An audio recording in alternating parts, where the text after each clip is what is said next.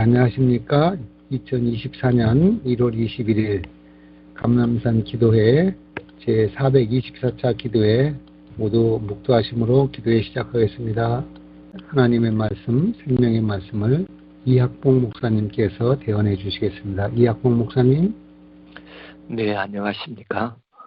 오늘은 실물교훈 제25장 달란트 비유에 대하여 잠시 명상해 보겠습니다. 그리스도께서는 감람산 위에서 제자들에게 당신의 재림에 대하여 말씀을 하셨고, 재림의 때가 가까웠음을 보여줄 징조들을 말씀해 주시고, 당신의 제자들에게 깨어 준비하라 이렇게 명하셨을 뿐만 아니라 깨어 있으라, 너희는 그날과 그 시를 알지 못하느니라고 다시 반복해서 경고처럼 말씀해 주십니다. 그 다음으로 예수님은 재림을 기다리는 그 사이 무엇을 하며 기다린다고 하는 그것이 무엇을 의미하는지를 보여주셨는데, 무료하게 기다리고 시간을 보내는 것이 아니라 부지런히 일하면서 시간을 보내도록 제안하셨습니다. 이러한 교훈이 마태복음 25장 14절에서 30절에 나온 달란트의 비유로 가르쳐 주신 것이죠. 여기서 천국은 그리스도께서 이 땅에 이루어지기를 원하는, 또 그분의 종들을 불러서 자기의 소유를 맡기고 각각의 재능대로, 하나는 금 5달란트를, 하나는 2달란트를, 하나는 1달란트에게 1달란트를 주며 떠나시고, 그 일이 어떻게 천국을 이룰 수 있는지를 우리들에게 말씀해 주신 것이죠. 이 비유 가운데서 다른 지방으로 가는 사람은 그리스도를 대표하고, 이 비유를 말씀하신 때는 바로 조금 후에 세상을 떠나 하늘로 승천하시려고 하는 때였으며, 이 비유에서 나타난 종들은 그리스도를 따르는 자들을 대표하고, 그들은 그리스도의 피로 값으로 산 것이 된, 그래서 믿든지 믿지 않든지를 막론하고 모든 사람을 구속하신 피로 산 그분의 소유를 의미하고 있습니다. 예수의 소유된 자들은 봉사를 위하여 구속함을 받았다라고 얘기합니다. 그러므로 인생의 참된 목적, 그리스도의 소유가 된 자들의 참된 삶의 목적은 그분이 오실 때까지 봉사하는 일에 있다는 것을 가르쳐주고 싶으셨던 것이죠. 그래서 실물교훈은 사람은 다른 사람을 위하여 봉사하는 생애를 통하여 그리스도와 연결이 되며, 그 봉사의 법칙은 우리를 하나님과 연결시키는 고리가 되는 동시에 우리 동포들과 연결시키는 고리가 되기 때문이다라고 말합니다. 마치 그리스도께서 한 손을 하늘에, 한 손을 이 땅에 있는 그의 소유를 붙드시는 것처럼, 우리도 그리스도께서 우리를 데리고 승천하실 때까지 우리의 삶이 그와 같은 양손의 봉사처럼 살아야 된다는 것을 보여주고 있습니다. 그리스도께서는 당신의 종들에게 자기 소유, 곧 당신을 위하여 사용해야 할 것들을 맡겨 주셨는데, 그 맡은 각각 사람들은 각각의 사무가 있다고, 그 사무를 맡기셨다고 말하고 있습니다. 실물교훈은 이렇게 표현하죠. 그 말은 각 사람은 하늘의 영원한 경륜 속에서 각자가 차지할 자리를 갖고 있다. 하늘 집이 우리를 위하여 준비되어 있음이 확실한 것처럼, 이 세상에서 우리가 하나님을 위해 일할 특별한 자리가 정해져 있다는 사실도 확실하다. 이렇게 강조하고 있습니다. 이 일은 이 땅에 사는 동안 영혼을 구원하고 하나님의 나라를 세우는 일이라고 말씀하고 계시죠. 그러므로 그리스도께서 당신의 교회에게 위탁하신 달란트는 특별히 성령이 나누어 주시는 선물과 축복을 나타낸다, 이렇게 말합니다. 성경은 어떤 이에게는 성령으로 말미암아 지혜의 말씀을, 같은 성령을 따라서 어떤 이에게는 지식의 말씀을, 다른 이에게는 같은 성령으로 믿음을, 혹은 병 고치는 은사를, 능력 행함을, 예언함을, 영들을 분별함을, 어떤 이에게는 각종 방언을 말함을, 어떤 이에게는 그 방언들을 통역함을 주셨어요. 이 모든 일은 같은 한 성령이 행하사 그 뜻대로 각 사람에게 나누어 주셨다라고 고린도전서에 말하고 있죠. 모든 사람이 다 같은 선물을 받은 것은 아닙니다.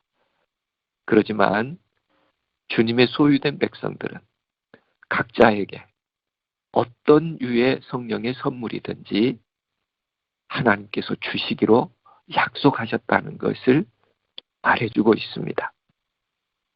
그리스도께서 당신의 제자들과 작별하실 때 저희를 향하사 숨을 내쉬면서 가라사대 성령을 받으라, 이렇게 말씀하셨죠.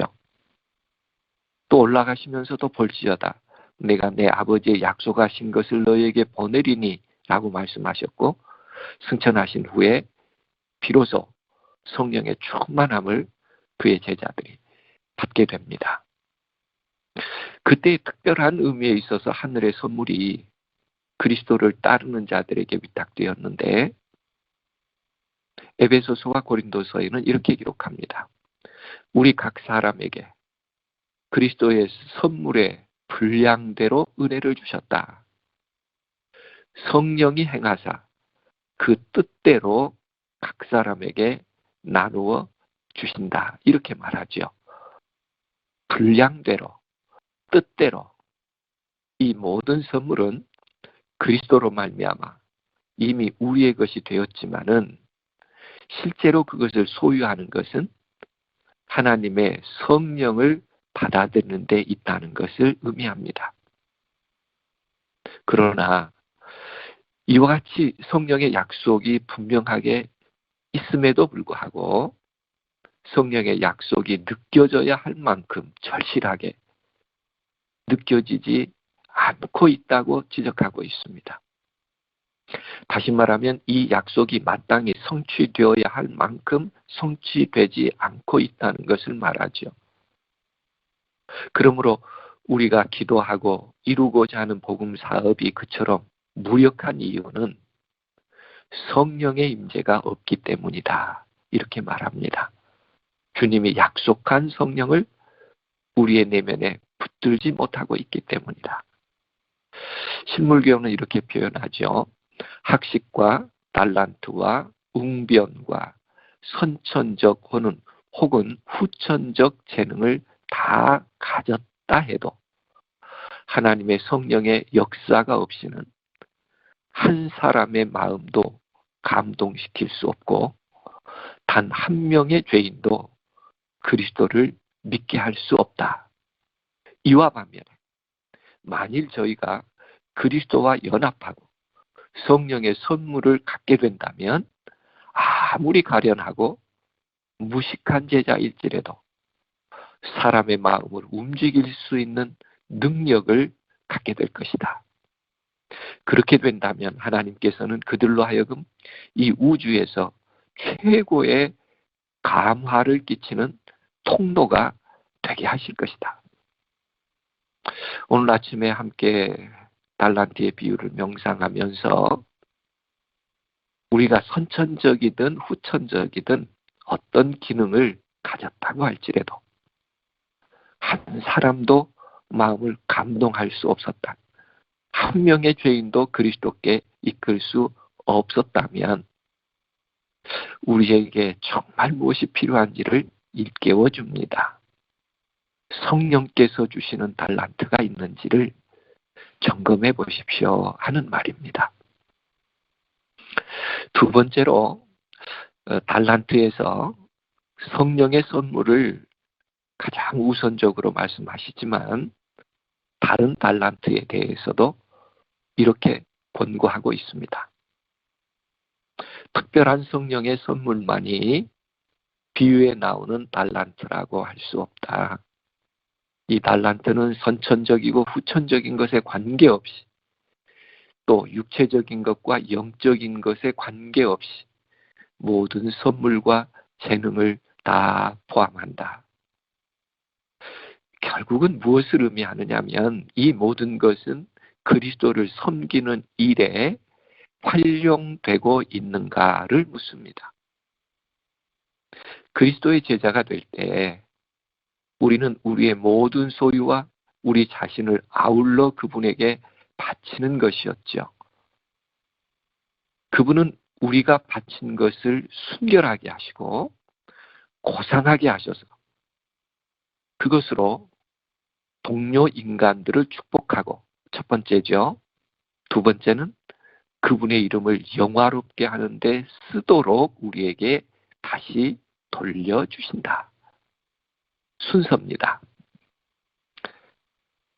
우리가 먼저 우리의 모든 소유와 우리 자신을 하나님의 것으로 다 드리게 된다면 그것이 무엇이든지 우리가 바친 것을 그분은 순결하게 하시고 고상하게 하셔서 우리로 하여금 동료 인간들에게 축복이 되게 하고, 그리고 그 일을 통해서 우리 주님을 영화롭게 하는데 쓰도록, 쓸 수 있는 사람이 되도록 우리에게 다시 돌려주신다. 그 말이 하나님께서 모든 사람에게 각각 그 재능대로 나누어 주신다 하는 말씀입니다. 그러므로 달란트는 아무렇게나 나누어 주시는 것이 아니죠. 5달란트를 사용할 수 있는 재능을 가진 사람에게는 5달란트, 또 2달란트만을 사용할 수 있는 사람은 2달란트를 받게 하고, 1달란트만을 지혜롭게 사용할 수 있는 사람은 1달란트를 다시 돌려주십니다, 하나님이. 그러므로 이렇게 권고하죠. 아무도 저희가 더 큰 선물을 받지 못했다고 해서 슬퍼할 필요는 없다. 왜냐하면 각 사람에게 달란트를 나누어 주시는 분은 그것이 크거나 적거나 간에, 많거나 적거나 간에 각자가 그 맡은 달란트를 잘 활용할 때 모든 사람들로부터 똑같은 영광을 하나님이 받으시기 때문이다 라고 말하고 있습니다. 그래서 5달란트 받은 사람은 5달란트를 사용해야 하고, 1달란트 받은 사람은 1달란트를 사용하는 것이 문제입니다. 하나님께서는 우리에게 있는 대로 받으실 터이요 없는 것을 받지 아니하신다고 분명하게 말씀하시기 때문입니다. 그러면 세 번째, 그 달란트를 어떻게 활용하는 것인가 하는 문제이죠. 비유에는 5달란트 받은 자는 바로 가서 그것으로 장사하여 또 5달란트를 남기고, 2달란트 받은 자도 그같이 하여 바로 가서 그것으로 장사하여 또 2달란트를 남겼다고 했습니다. 달란트는 아무리 적을지라도 사용해야 하고, 우리에게 가장 크게 관계되는 문제는 내가 얼마나 받았느냐가 아니고 내가 받은 것을 어떻게 사용하고 있는 것이냐 하는 것을 우리들에게 기억하라고 합니다.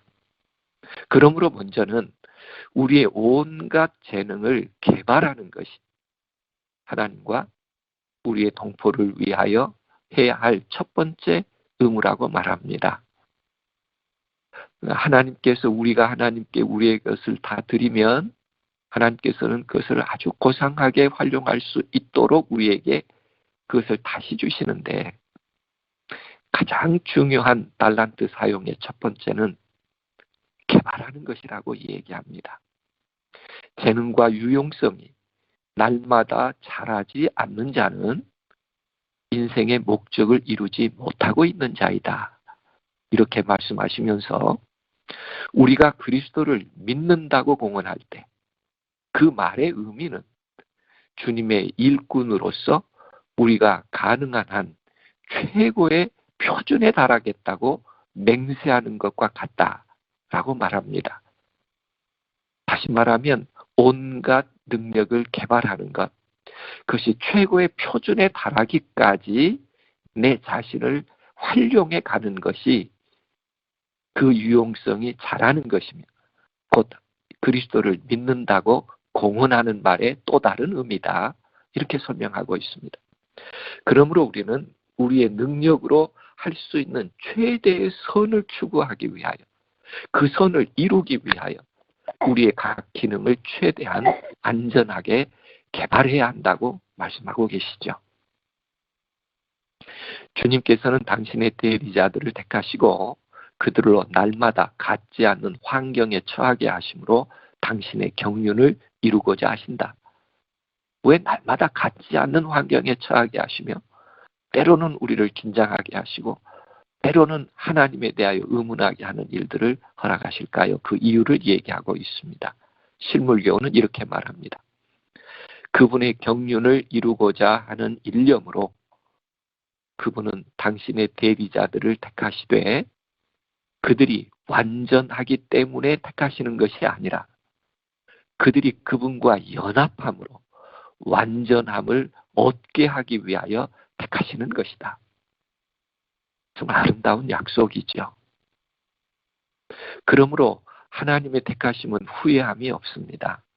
우리가 완전하기 때문이 아니라 우리를 여러 경륜으로 이끄시면서 우리로 하여금 그분과 연합함으로 완전함을 얻게 하기 위한 것인데 그러기에 세 가지를 제안합니다.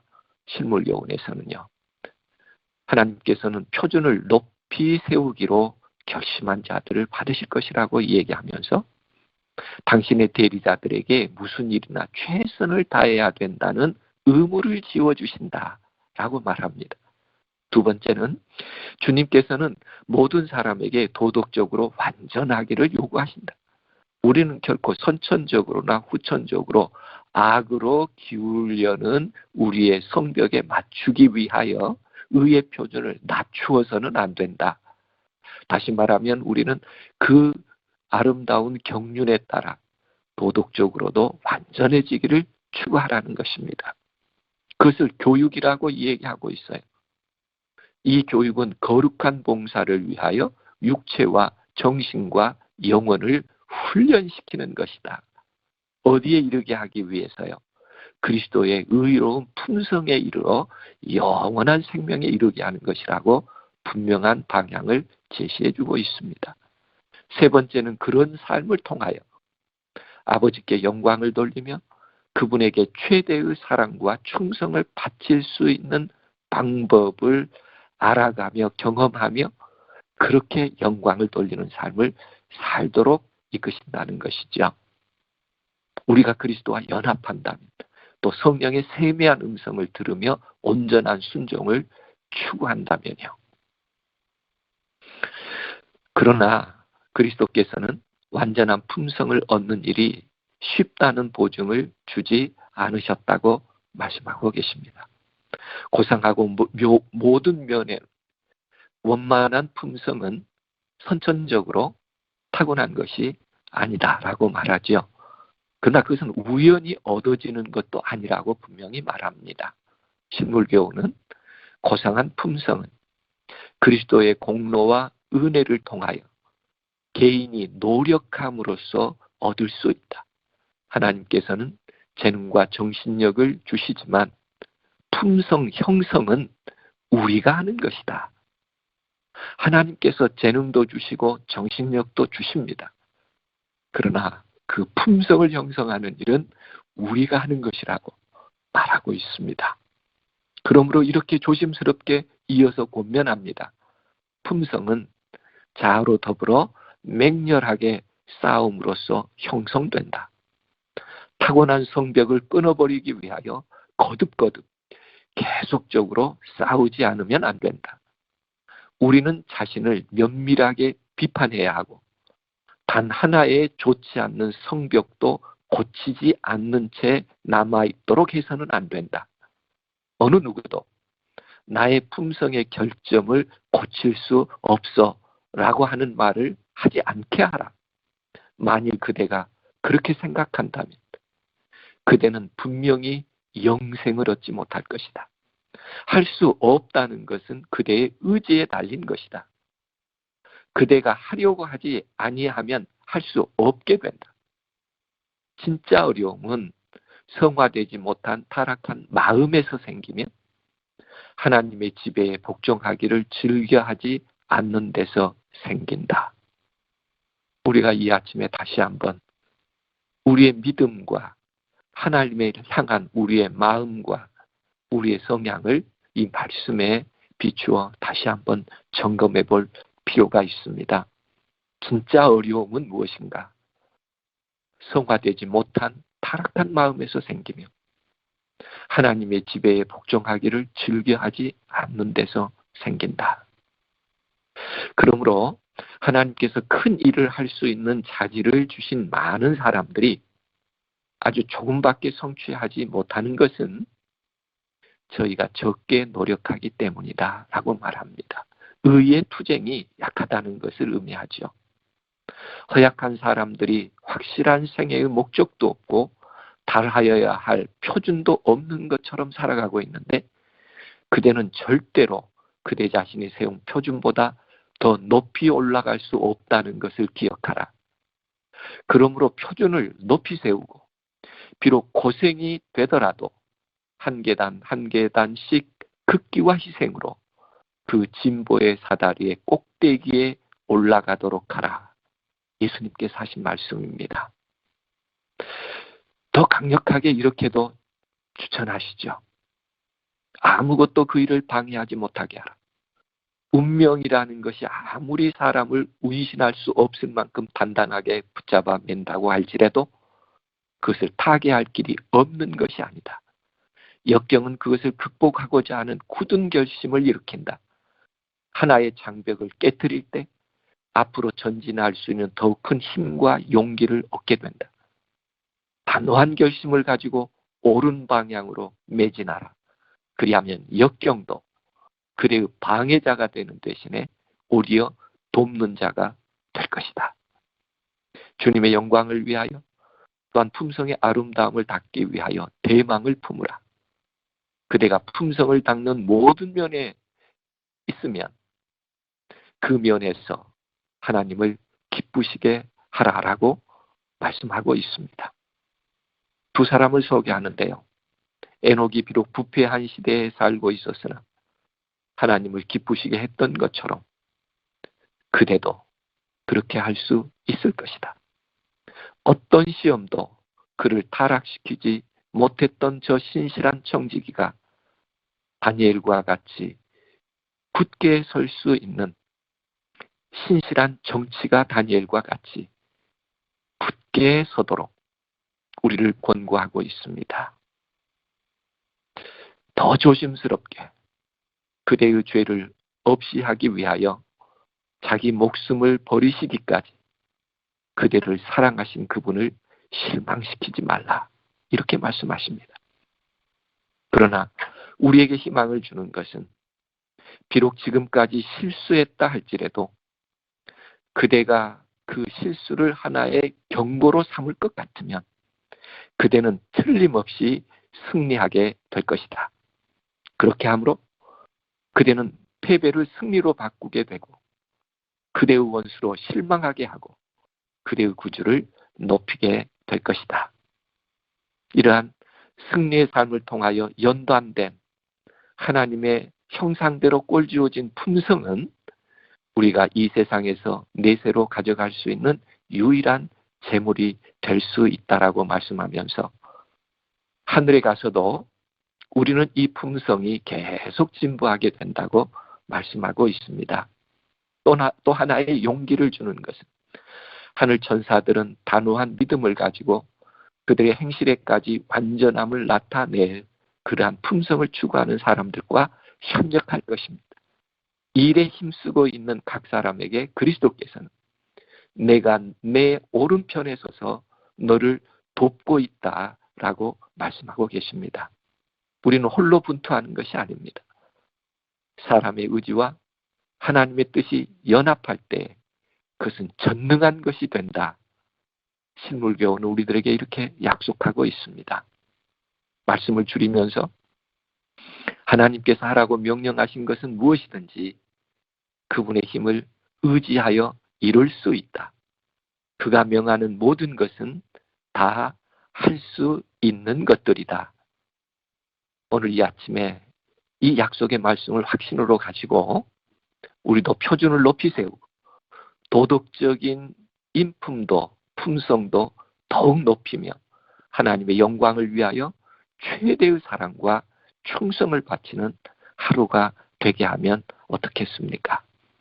오늘도 그리스도와 성령과 동역하며 우리의 품성을 개발하는 하루 그리고 한 주간이 되기를 간절히 바라면서 말씀을 드립니다. 감사합니다.